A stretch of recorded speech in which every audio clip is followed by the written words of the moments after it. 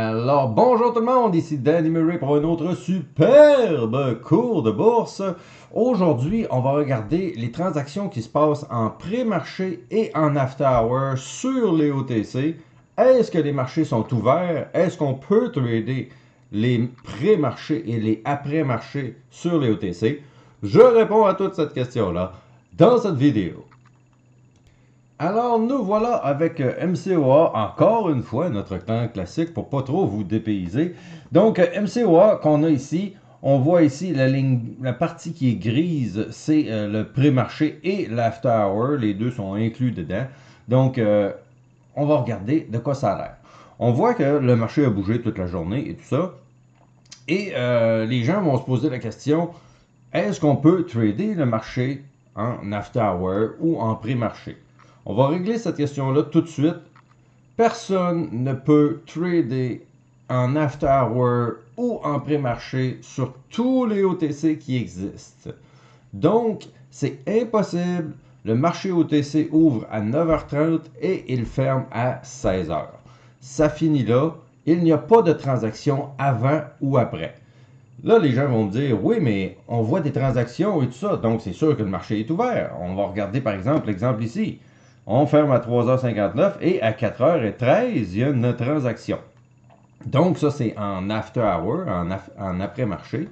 Et c'est la quantité qui est arrivée ici. Et c'est une grosse quantité, 3 millions. Souvent, les gens vont se stresser avec ces choses-là. Ça ici, c'est un Form T. Donc, il faut qu'il reporte toutes les transactions de la journée. Et certaines journées, ils n'ont pas eu le temps, pour une raison X, Y, Z, de reporter cette transaction-là.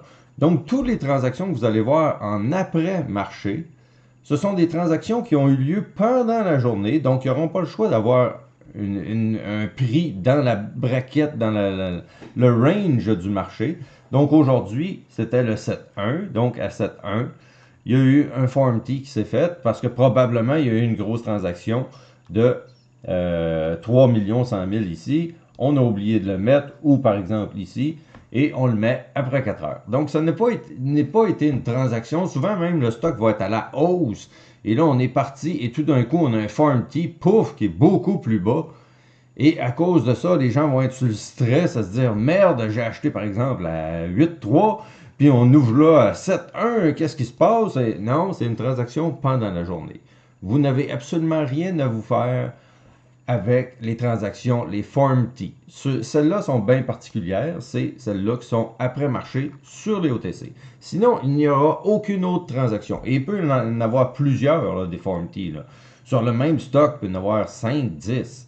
En général, c'est 1 à 3 à 5, mais tout dépendant de la situation.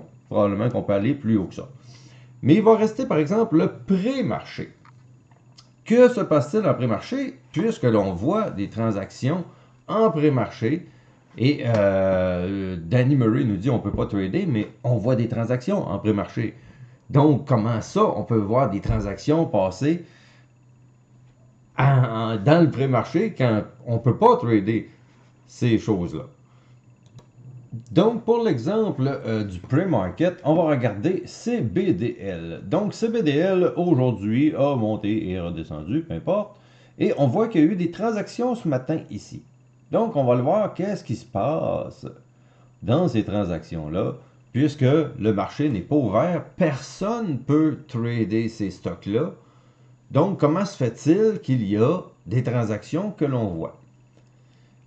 Les transactions que l'on voit, c'est pas compliqué, ce sont des market makers. Les gens qui vont soutenir le marché, qui vont faire que les OTC ça marche bien, qui vont mettre les ordres d'achat, de vente. Certaines fois, ils sont obligés de maintenir une certaine liquidité parce que le stock, d'un sens, à un certain moment, les gens voudraient même pas le trader parce que le spread entre les deux, entre le bid et le ask, il est tellement grand. Donc, ils ont une job à faire, les market makers. Les market makers sont là et peuvent probablement faire ce qu'ils veulent un petit peu en pré-marché. Et j'ai pas fait d'études à ce sujet-là pour toutes les raisons pourquoi ils font ça en pré-marché.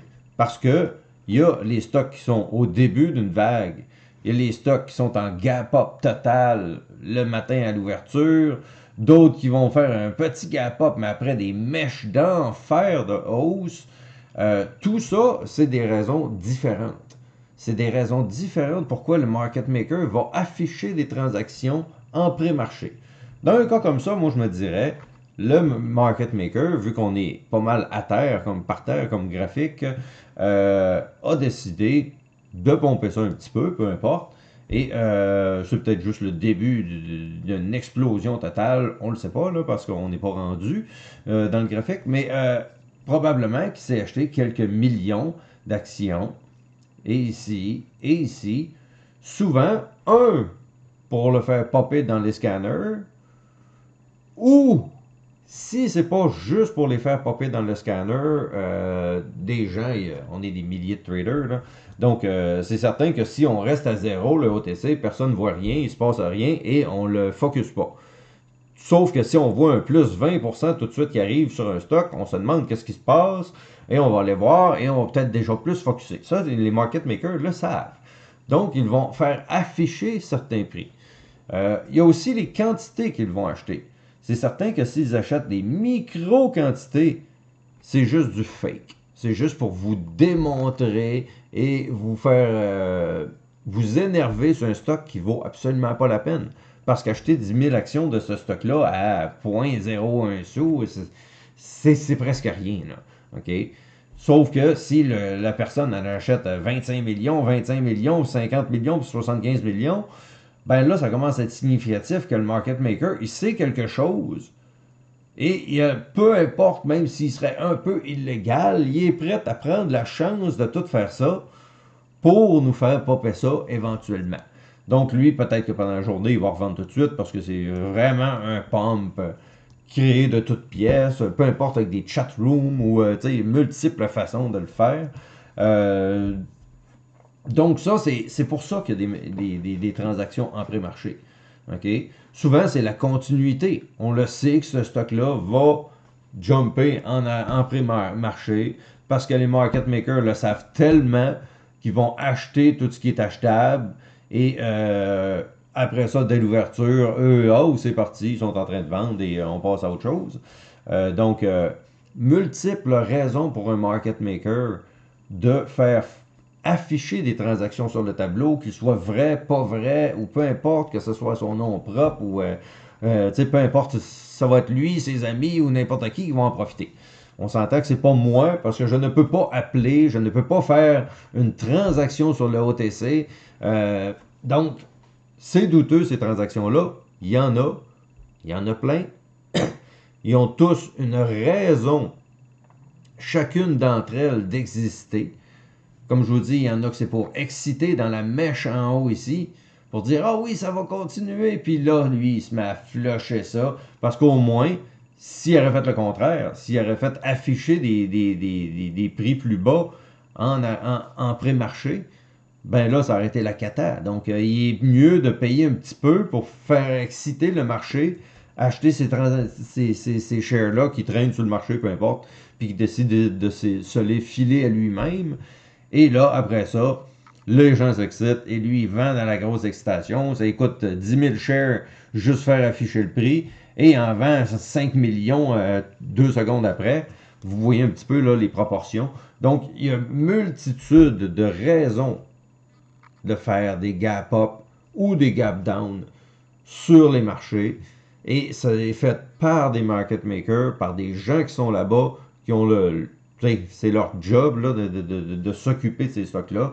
Donc, au bout de la ligne, ils peuvent bien décider matin, gars, je vais m'en prendre 1 million parce que ça sent bon pour une raison X, Y, Z. Donc, ça arrive un petit peu partout sur le marché.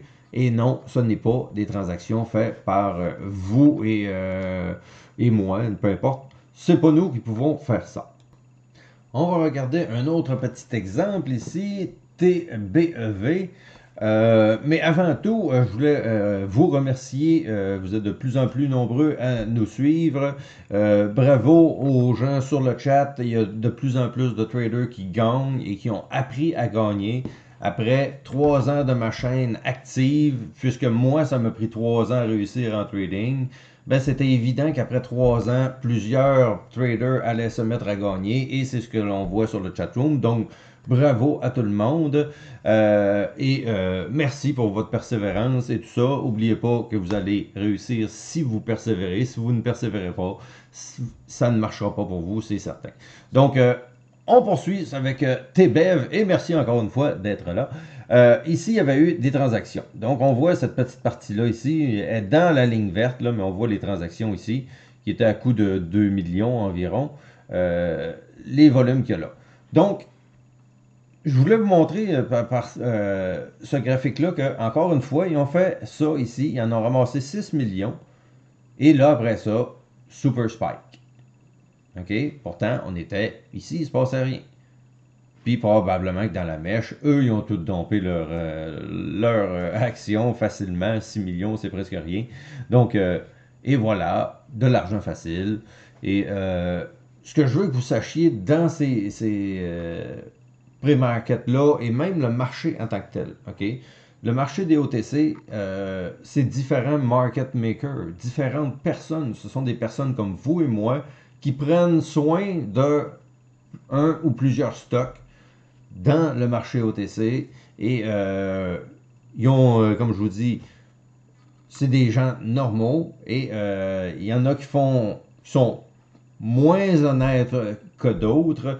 Donc, tout ça pour vous exposer que vous pouvez cliquer sur une action et que ça passe instantané. Et l'autre action que vous allez cliquer, ça ne passe presque jamais. Ça, c'est le market maker. C'est pas la même personne. Parce que la personne qui fait un bon travail t'exécute à la fraction de seconde ou presque que tu payes sur le bouton. Tandis que d'autres market makers, que eux, c'est toujours le contraire. C'est toujours de la petite arnaque, d'essayer de te voler quelques dixièmes ou des choses comme ça. Donc, sachez ça. S'il y a des stocks que vous avez de la misère à embarquer et tout ça et sont problématiques, c'est un stock qui est comme ça, ce n'est pas tous les stocks. Et oui, il y a des arnaqueurs, il y en a un peu partout. Donc, il y a des stocks qui vont très bien, il y a des stocks qui vont toujours mal. Donc, ça dépend vraiment des stocks. Mais pour revenir vite fait, le pré-market, c'est encore une fois des market makers. L'after hour, c'est des form T. Ce sont des transactions qui se sont passées dans la journée et qui sont obligés de déclarer. Donc, ils ont oublié pendant la journée. On va les faire à la fin de la journée. Encore une fois, c'est la même chose. Ça dépend de la personne en arrière de l'action. Certaines actions, il va toujours avoir des form T. Et d'autres actions, il n'y aura jamais de form T. Donc, ça dépend vraiment des stocks. Cette vidéo-là va être plus courte et plusieurs vidéos de moi dans le futur seront plus courtes puisqu'on va y aller vraiment à la base à donner des cours. Donc, si ça prend 5 minutes ou 10 minutes ou 15 minutes, enseigner ce que j'ai enseigné, la vidéo va couper là. Donc, tout ça pour vous dire que la vidéo est maintenant terminée. Oui, merci les amis. Si vous avez apprécié, vous pouvez m'exploser les beaux pouces bleus.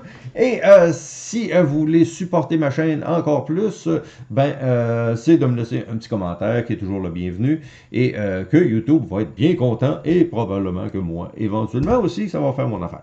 Donc, c'est donnant. Je me donne le plus possible et un petit commentaire est toujours bienvenu. Fait que je vous remercie encore une fois en espérant que le trading s'en vienne bien pour vous et que l'expérience rentre tranquillement. Et on se revoit évidemment sur le chatroom à tous les jours. Donc, merci à tous d'être là. On se revoit la prochaine journée de trading live. Merci. Ciao tout le monde.